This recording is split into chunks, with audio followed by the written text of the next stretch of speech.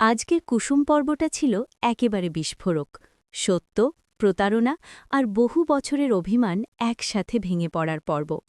পর্বের শুরুতেই দেবলীনা ও তার মায়ের আসল মুখোশ খুলে যায়।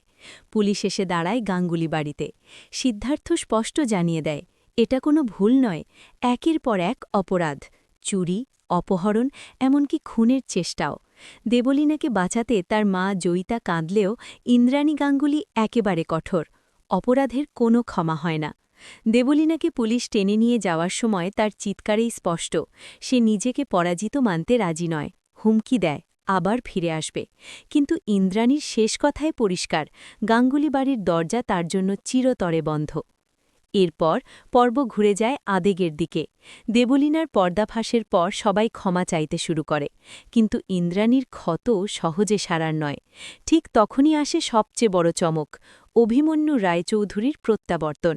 ২০ বছরের ভুল বোঝাবুঝির অবসান ঘটে কুসুমের হাত ধরে। এআরসি ফাউন্ডেশনের আসল অর্থ সামনে আসে, আর ইন্দ্রাণী বুঝতে পারে যাকে সে শত্রু ভেবেছিল সেই ছিল সবচেয়ে আপন। পর্বের সবচেয়ে বড় মোড় আসে যখন অভিমন্যু ঘোষণা করেন অনুশ্রী তার মেয়ে। এতদিনের লুকোনো পরিচয় প্রকাশ্যে আসে। ইন্দ্রাণী নিজের ভুল বুঝে অনুশ্রীর কাছে ক্ষমা চায়। ঈশানও বুঝে যায়, সে অজান্তেই ঠিক মানুষটিকেই ভালোবেসেছে। শেষ ভাগে শুরু হয় বিয়ের তোড়জোড়। ইন্দ্রাণীর আদেশে মুহূর্তের মধ্যেই সিদ্ধান্ত, আজই ঈশান ও অনুশ্রীর বিয়ে।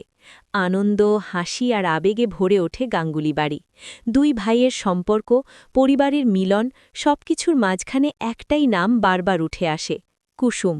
জাদুকরের মতো অসম্ভবকে সম্ভব করেছে সে। পর্বের শেষ দৃশ্যে ঈশানের আবদার সবকিছুর সারমর্ম, গাঁটছড়া বাঁধবে কুসুমই। এই মুহূর্তে প্রমাণ হয় আজকের পর্বের আসল নায়িকা একজনই, কুসুম।